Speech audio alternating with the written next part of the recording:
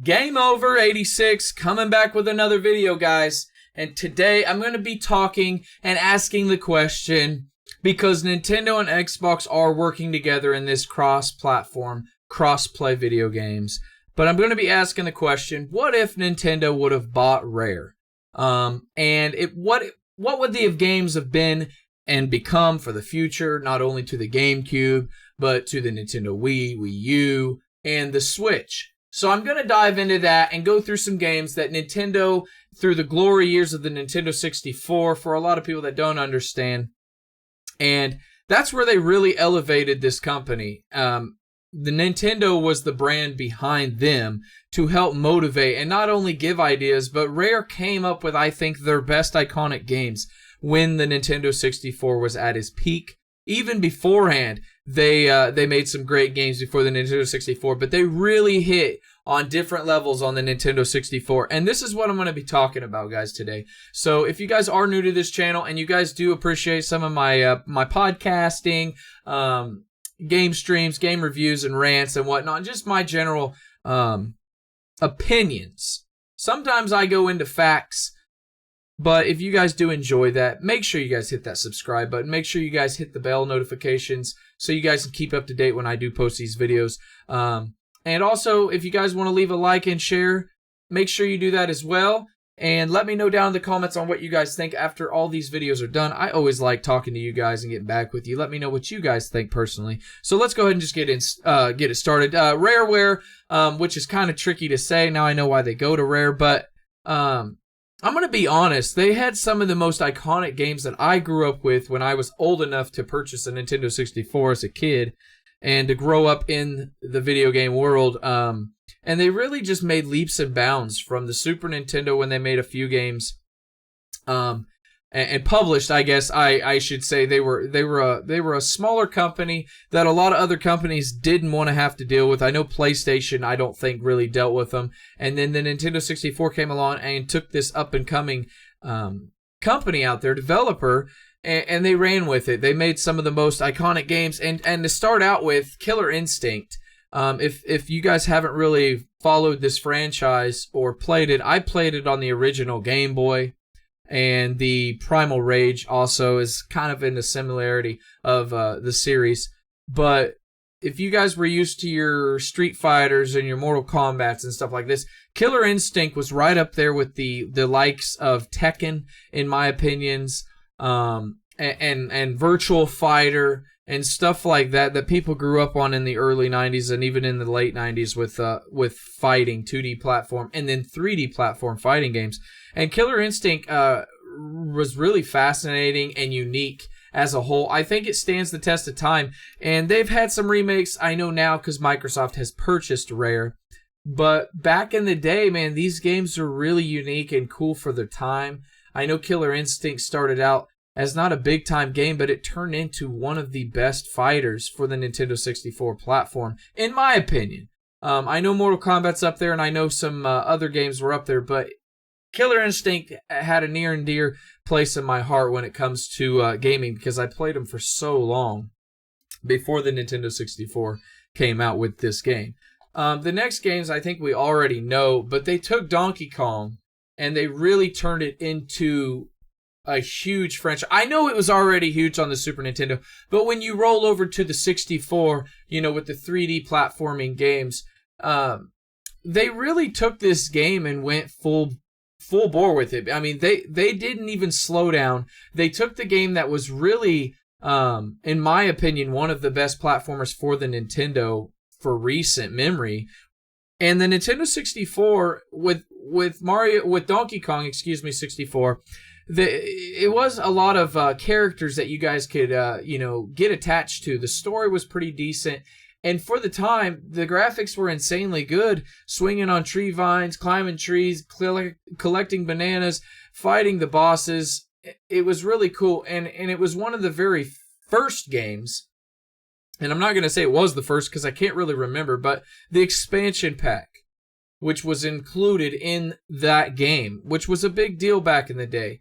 And it really helped bump up, people say, the graphical power on some games, but I don't think they used them as what we were thinking back in the day. And maybe it was. Maybe it was a bigger thing in a lot of people's eyes. But in my eyes, to run most of these games, you had to bump it up with the expansion pack, some of them in there. And Donkey Kong was one of my favorites platformers growing up with the Super Nintendo.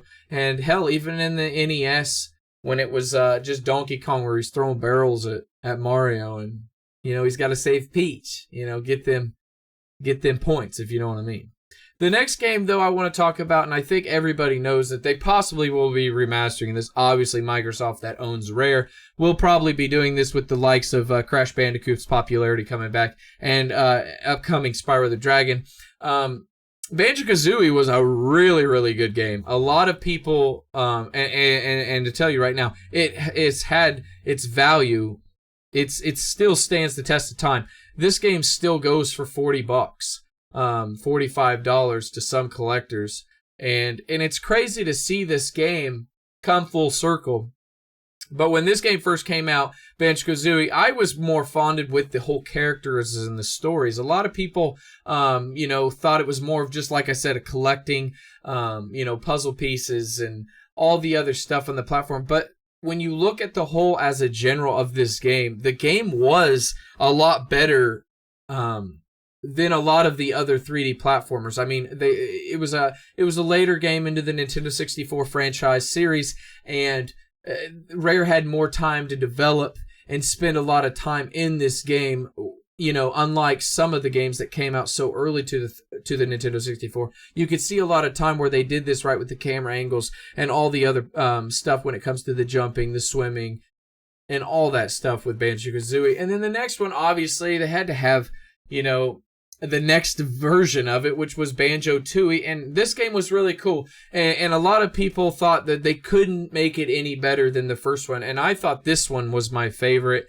They took the franchise to a new level, and it was really cool and rare, no pun intended, to see games like Rare make these games and make them consistently that good. Every game that Rare made, I swear, in the Nintendo 64 was literally the best. And it's sad because there were so many great games on the Nintendo 64, but a lot of people remember Rare was the main go-to company when it came to great games, especially platforming games. And Banjo-Tooie was not even without a doubt, it was the best. I mean, you couldn't even say that this company didn't know what they were doing. They proved it with the first one, and then they came back even stronger with this one.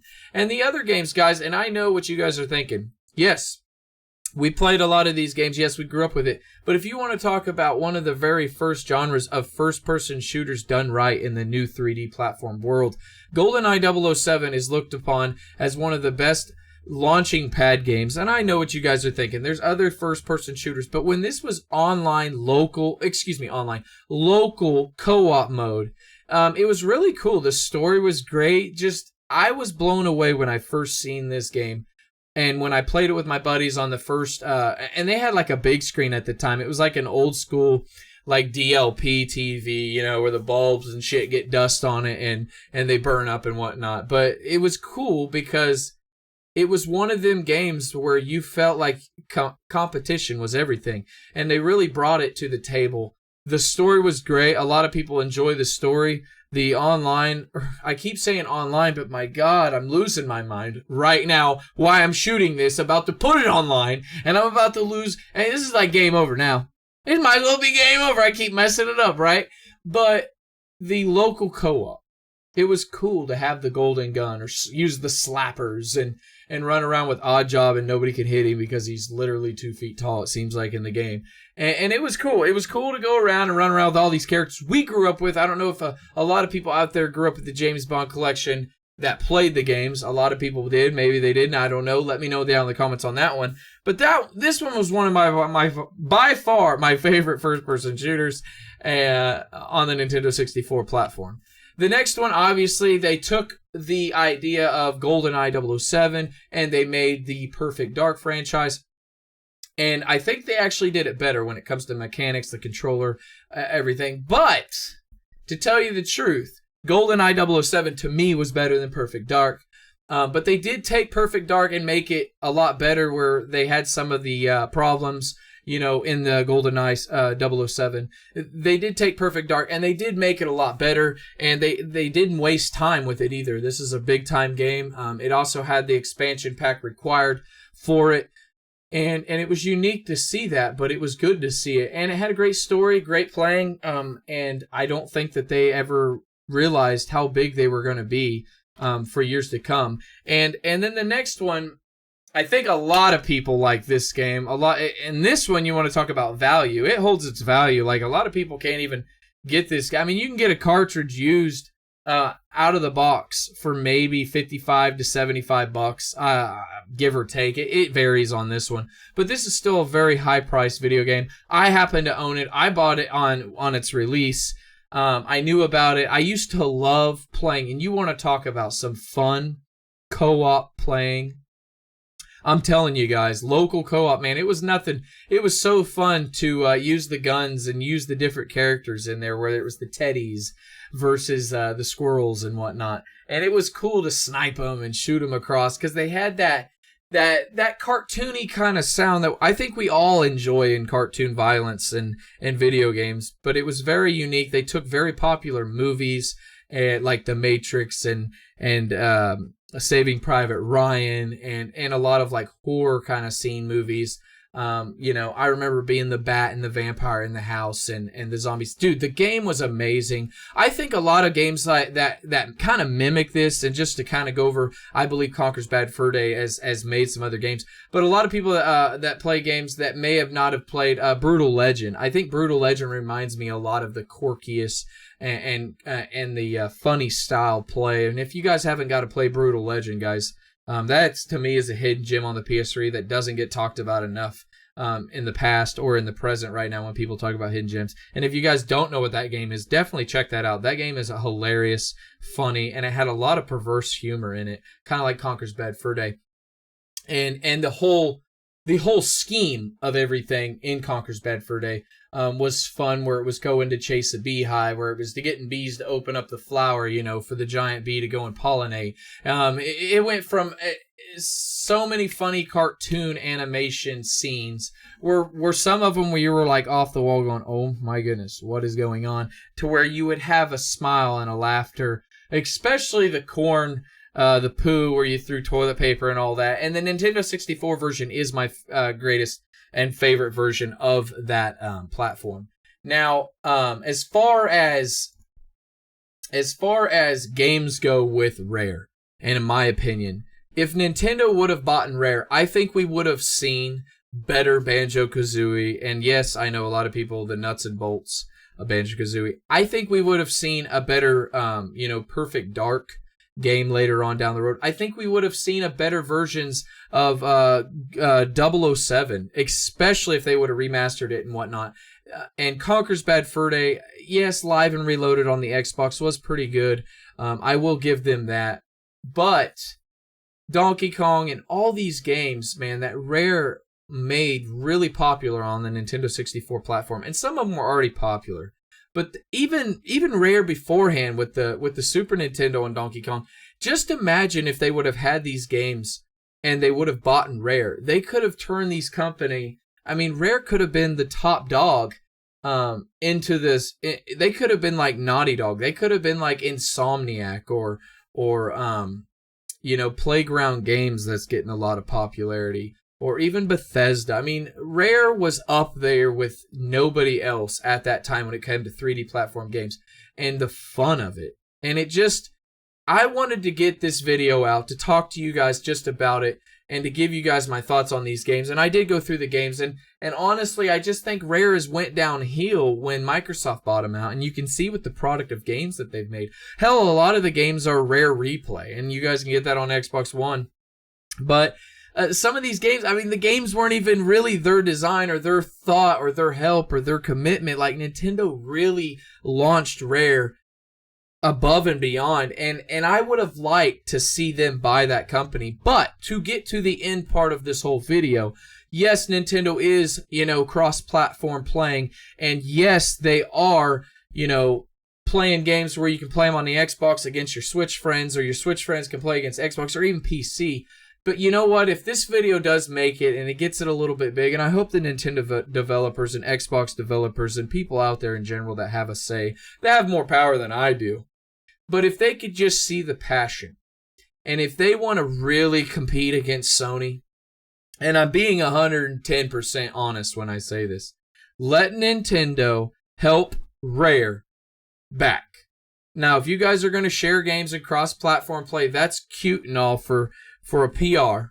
But if you really want to compete against Sony, if you let Rare work with Nintendo again on new IPs and you guys both put them together as a whole, and I'm not saying Nintendo wouldn't do that. I think they possibly would have the ear open to Microsoft. I don't think it would ever happen with any of the other companies, whether it had been Sega at the time or PlayStation. I just don't see Nintendo doing that. But Nintendo is stubborn too. But I would like to see Rare collab or do stuff with Nintendo, especially when they want to brag about this cross-platform play. I want them to bring it to the table. And this is me being real. Like, I hate to sound like I'm ranting at the end, but if you guys really do appreciate, like, these videos, I'm 110% real what I'm saying. This is what I'm going to say. If you got the balls to say, call Sony out, and I'm not a Sony bandwagon, but if you got the balls to call Sony out about cross-platform play, and you want to showcase how great everything is, let the best company that took Rare to these heights, let them have them back. Sell them back to Nintendo or collab together. Let Nintendo come in and work with them. Let them work with them because they could have made Sea of Thieves 10,000 times better. There are a ton of games that Rare has made that would be awesome #1 sellers in the Xbox or Nintendo brand if they would just remake, remaster, or even make a new story. You know, remaster 007. Remaster Banjo-Kazooie 1 and 2. You know, remaster or remake or do a new Perfect Dark, which a lot of people will leave down in the comments. They possibly are. But Nintendo had a lot of involvement with Rare's success. And I believe success follows most of the time the platform company that it's with. I believe Naughty Dog has had the most success with PlayStation out of all PlayStation games from when it started. I believe that Insomniac it does great with any platform, but there's certain companies that do great with one platform. And like Playground Games with their Forza Horizon 4 and 3, that's a Microsoft company. They are doing great. They are pumping it out. But not every third-party developer does great with that platform. Like with Rare, Nintendo was the man. Rare was the man with Nintendo. They worked hand in hand, man. And it's so good to see that you guys want to collab together and crossplay or whatever you want to call it. But why don't you do that with your developers? If you want to compete against Sony, and then you want to drive the nail in the coffin, for any developers out there that ever watched my channel and think that, oh, well, this guy just rants and speaks his opinions and he don't know what the hell he's talking about, or his editing ain't good, or he don't take time to do all this. I got a lot of knowledge, and if you really want to compete, go in together. Next gen. You want to compete with Nintendo and Xbox. This is my final thing that I'm going to say. And I love Rare, and I love Nintendo, and I love Xbox, and I love PlayStation. But if you want to really compete with PlayStation the next year, why don't you and Nintendo just go together? They're great with handhelds. You guys are great with hardware consoles and some software. Why don't you guys come together and just put your games together, no matter where you play? Why don't you guys just call yourself Microsoft of Nintendo, or Nintendo Microsoft? You know, Switchbox. I mean, why don't you call it the Switchbox for next gen? Go together, put all your games together. That way, if you want to play Mario, a new badass, I mean, I'm talking insane on the Xbox 2, you could play it there. But if you also want to take Halo on the go, you can throw it in your Switch. That's some ideas, and that's for an upcoming video. That's the only reason why I hope you guys stay to watch the end of this video. And I don't like to take these videos that long. A lot of times I hate that they're that long, and I know you guys can say, oh, you can clip it down. But I want that realness. I want this real between me and you guys that are watching. I want you to see that I don't have to put on a front little ha and then clip it and then put another clip in just to make it look like it's entertaining. I hope you guys are entertained. I hope you guys use this as some thoughts and some ideas. If they really want to compete, that would be my number one thing for them. Go together, call it the Switch box, call it the X Switch, call it whatever you want. But let these companies that used to be loved and nurtured by Nintendo like Rare, let them go back. Let them work together. You guys want to produce the best games for your consumers? Take the chance. Take the chance and take the leap of faith. PlayStation ain't going to do it. They don't need to. But if you guys want to be up there with the top competitors, why even worry about having to worry about a handheld, Microsoft? Have Nintendo do it with you. Collab together, try to go up against Sony, and see what happens. If it fails, it fails, but at least you took a chance, especially with these generations changing. I want to know what you guys think, though, in your opinions and your thoughts. Leave them down in the comments, guys. I want to know what you guys think about the games that Rare made, man. Did you guys... Wouldn't it be awesome to see Rare owned by Nintendo or at least working with them again?